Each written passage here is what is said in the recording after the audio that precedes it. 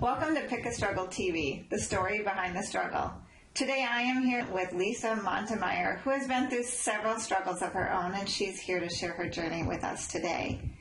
Hi Lisa, thank you so much for joining us. Thank you for having me, Shari. Absolutely. Start by telling us a little bit about what's gone on. Okay. As a child, I did struggle with child abuse, sexual abuse, emotional abuse from my stepfather, and obviously that took a huge toll on me as a child and a young adult. I did make really bad choices as a teen, and in relationships, I stayed too long. I stayed for the wrong reasons, and it took a long time before I finally got to a point where I felt like I was being true to who I am as a person. I like what you said about finally being true to yourself. I talk about that a lot, in that we live this life we think we're supposed to have, or we're masking things. Absolutely. How did you get to that point? I was 39 years old. I was a single mom of a beautiful daughter. She was 7 at the time, and I decided that's it. I've had it. I want more for my life. I want more for my daughter, and I bought a house. I joined a gym. I learned Krav Maga, which is an Israeli combat fighting. I started focusing on myself for the first time and figuring out who I was and what I wanted in my life. Was that a hard transition for you? It really was, because I always did what other people wanted, and I always felt like I was just going along with things and never being true to who I was. So how did you go from being what everyone else wanted to saying, hey, what about Lisa? Yeah, I think I was almost forced into it. Like I said, I had this beautiful little girl, and I wanted her to be proud of me. I wanted her to say, my mom can do anything. And so I was so happy that I did. I took a whole year, just me. Nice. And after that, I ended up meeting the love of my life, my husband. So here you are, on track, buy a house, working out. Now he comes in, great thing. Now you own a house. What do? You got all that mess to figure out. Right. You blend a family. Yes. Healthy. And then what happens? And we got married in May of 2011, and beautiful wedding on the beach, the most amazing time, all of our families together. And in January of 2012, I was diagnosed with stage 1 breast cancer. You were young. I was young. I was 42. So had you just gone in for a routine check? Are we not feeling well? Actually, we were laying in bed one morning, and I just felt this really weird lump. And I said, honey, this feels kind of weird. Did you feel that? And he said, you better go get that checked. So fast forward into the mammogram and ultrasound, and yes, it came back as cancer. Wow. So how long was that process, from the morning in bed till it was probably about 3 months, I'm going to say. Wow. Yeah, because, by the time you have to make a doctor's appointment, get a referral, and then, you don't find out right away. They kind of make you go through a couple other tests and biopsy of everything. So talk about those 3 months. What was going through your head? Because it was totally unknown, just this weird lump. Yes, and I think that's probably what a lot of people struggle with, is when you think that you have something, and somewhere inside of me, I already knew that it was. I just had a feeling that, wow, this could very well be cancer. And it's terrifying. And you wait, and you pray, and you pretend everything's okay. And then you get the news. I've always felt like my body was such a great oiled working machine, that I ate healthy, I exercised, that this wasn't something that I ever really had to worry about. Right. It doesn't run in my family. You know, there was just no reason that this should be happening to me. You were healthy, no history. Absolutely. So, so then it became a matter of managing the emotion. Right. And just getting through each step. And I leaned on some friends that had, I had heard had breast cancer, you know, distant friends that I didn't really know very well. And I started contacting them, having conversations. Okay, here's what the doctor said. What's my next step? That really helped me along the way to find someone who had been through it. Absolutely right. And basically could say, I've been through this and it's going to be okay. The good, the bad, the ugly. Absolutely. And you have that trust there. You do. You do. So take us on that journey. They diagnosed you with stage 1. Yes. And they tell you what? Don't worry, you have stage 1? Basically, they said you have stage 1 and your chance of, you know, being completely healthy and living a healthy life after this is going to be, you know, very high chances of that. You had a lumpectomy. You had the lump removed. You did not end up having a mastectomy. Is that correct? Correct. And some people choose to do that just to say, I'm going, I want to make sure it's gone. Tell us about that process and kind of what you went through making those decisions. In my case, I had the choice, lumpectomy or mastectomy. And my initial thought was just go for the mastectomy and just remove all of the tissue and be certain that it will never come back. I spoke with my doctor about it and my husband and my family. My doctor discouraged me from going forward with the mastectomy. She said she felt that in the position I was with the new marriage and being so young, that it would affect me emotionally a lot more than I probably thought it would.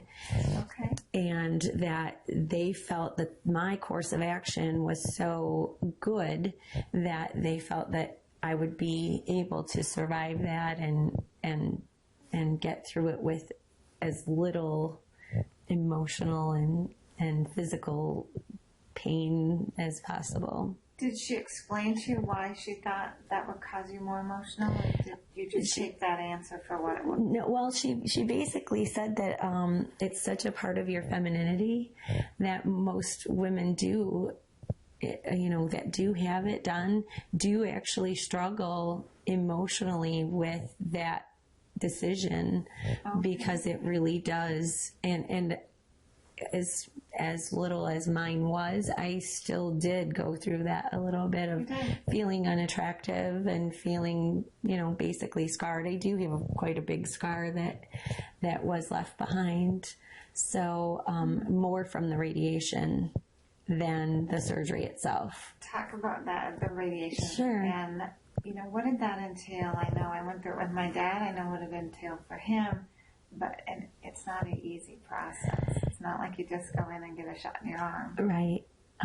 So basically it was Monday through Friday. I would go to the same location and they would put me on a little bed and they would basically like beams of, you know, would radiate my skin.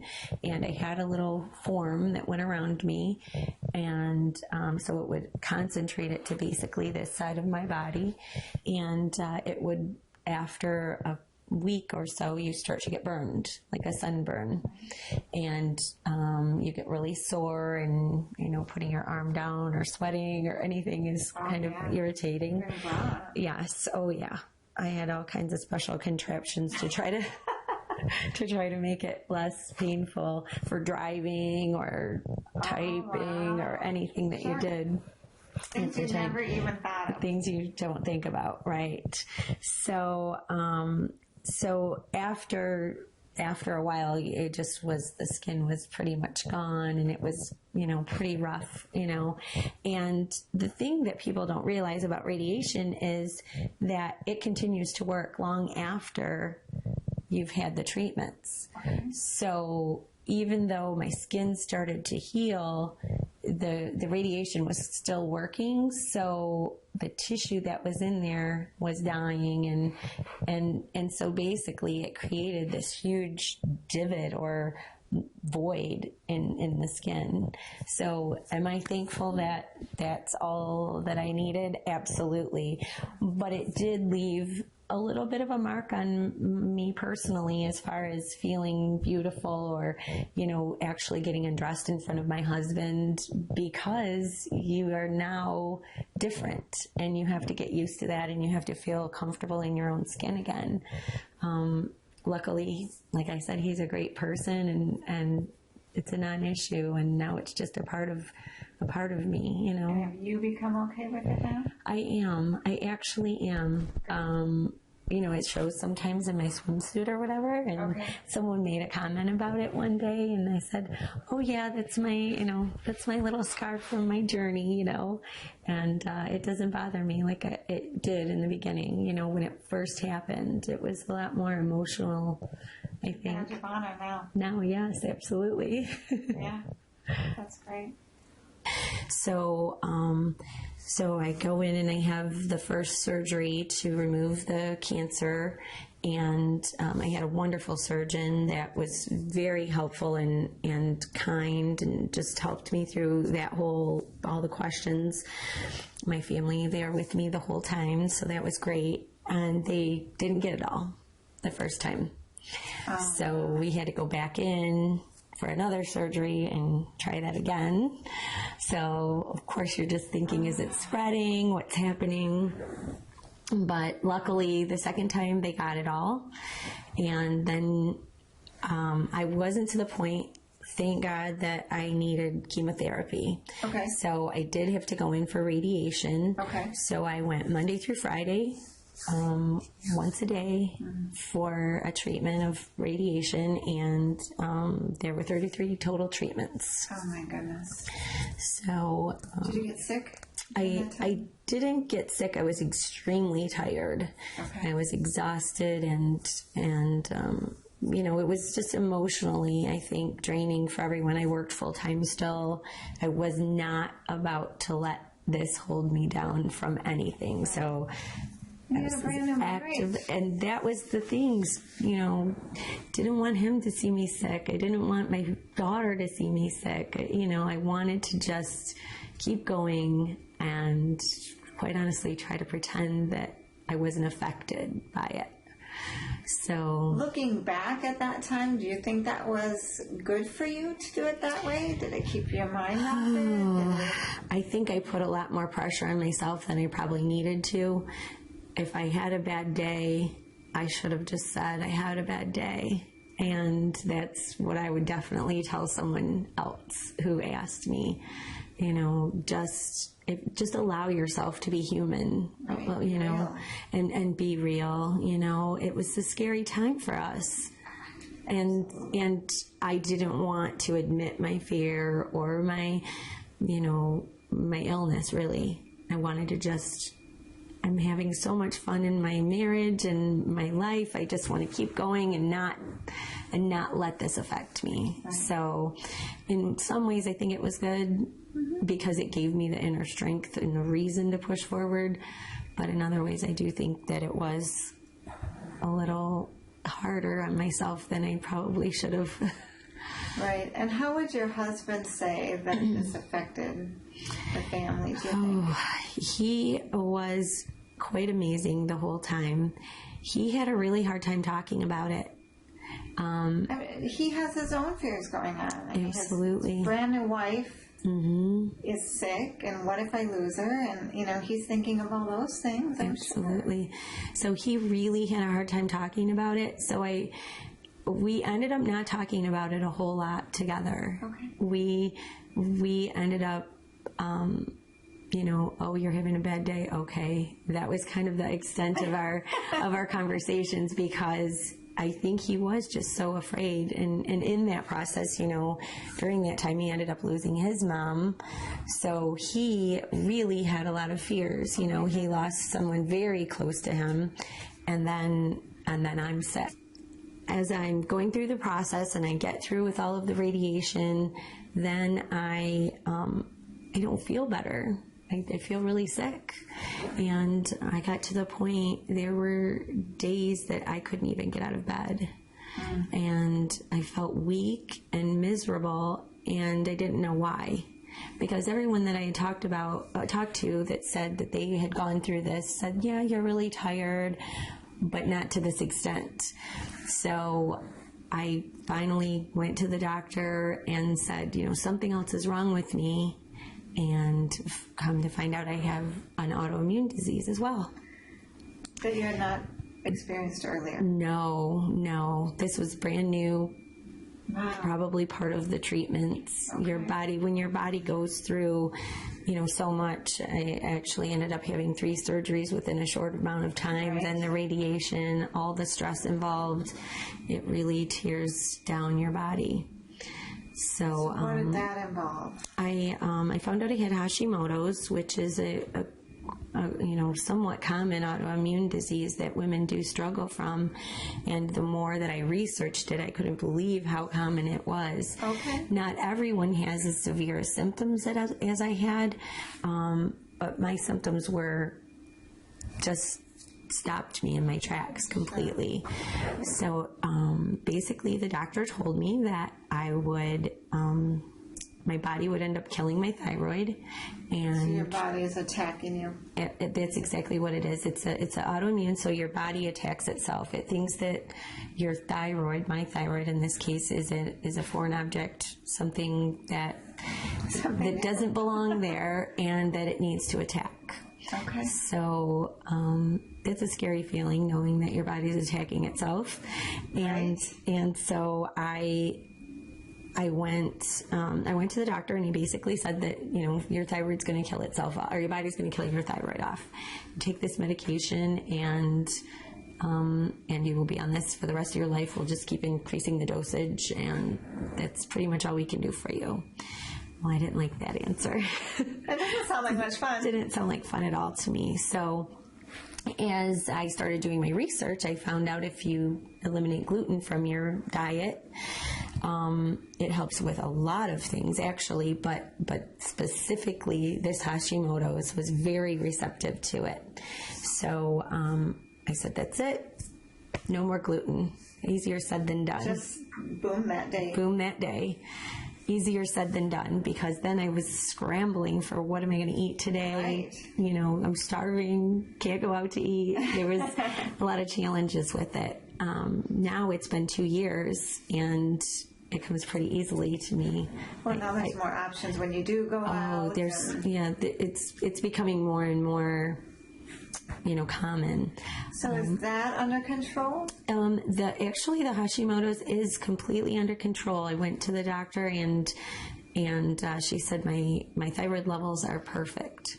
I do have other autoimmune. I have another autoimmune that they just discovered. They still don't know what it is. So I just completely quit eating most things other than fruits and vegetables. Wow. So now this is something with those things, the autoimmune disorders, that you will struggle with or manage for the rest of your life. Absolutely. I feel like it's going to definitely be an ongoing struggle. It's something that I'm going to have to, figure out. That we're still in the process of figuring out the second autoimmune. And that one, we're not exactly sure what organ it's tied to, but it definitely attacks an organ. And so that's why before it got too severe, I just cut out all. I know fruits and vegetables are safe for me. There was no history in your family? None. So what advice would you give to people out there? I would basically say if you first of all, over the age of 40, get your mammograms every single year. If you have a history of it, start earlier. Your doctor should be able to advise you how soon. Do self-breast exams. They say it's rare that you actually find them yourself or feel them yourself, but mine was very clear. Mine felt like a marble, basically. It felt like a small little marble or a pea, and it felt different than my breast, the rest of my breast tissue. It felt completely different. So that's some advice. And then if you do get diagnosed with breast cancer, find people that have gone through it, find some support somewhere with people that can help you and encourage you along the way. It's a terrifying journey to go through, and if you have that support group, it definitely makes things easier. For sure. Managing my emotions was really huge. And quite honestly, this has changed my life. It's changed my life in the way that I've become a much more positive person because I felt I had to be. And I felt that if I can be positive going through this, then I can definitely encourage other people to do the same. I can, encourage people who are struggling with anything at this point, just to find something in the day that's positive that you can focus on and why you're even here. For me, my daughter, my husband, my stepdaughter, those were things that, I'm the mom. I have to be there. I have to be. That's great advice for, the viewers. What about family members, the caregivers? What advice do you have for them? I guess I would just basically say, hug them often. Tell them that they're doing great. Let them know that you love them and that there's no right or wrong way to handle it. I think that was my biggest fear, was handling it right for everyone else. And it puts so much pressure on you to just be perfect. You don't have to be perfect. You can just be human. And I think my husband probably felt the same way. He felt like he had to be perfect and say the right things and do the right things. And we got through it. We did it with love. And I think that's the biggest thing. Focus on loving the person and caring about them, and everything else will just come together. It's like you talked about earlier, find the good things. Absolutely. And support. That support position is a tough position too. Caregivers don't get a lot of credit. Not that anybody needs to have the credit at that point, but they're working hard. And every time someone sees us, oh, hey, how's Lisa doing? How's Lisa doing? And no one says, how are you? Right. They're struggling. It's a very difficult position to be in because everyone was trying to take care of me. And, I do feel like he was left a little bit on his own to fend for himself. And it is a very difficult, scary position to be in. So here we are, 3.5 years later? Yes. Where are you now? Are you cancer-free? I am. Okay. I'm cancer-free. Consider myself a survivor. Yay. I'm overall, I feel very healthy, and what it's done for me, I guess, is basically made me want to help people so much in every way, and mostly emotionally. And also, my goal one day is to become a health and wellness coach. Okay. I would just love to, inspire people to take take healthier choices, do more things for your life. It's definitely something I'd love to work towards for the future. What would you say is your rock bottom? When did you hit rock bottom? During that process, there was a time when there was a test that had to be done. And it was a test to say, they had found some other things that they weren't really sure, and they had to, they had to eliminate a lot of different thoughts that may be going on in my body. And when they tell you, oh, it'll be about 10 days for your answer. And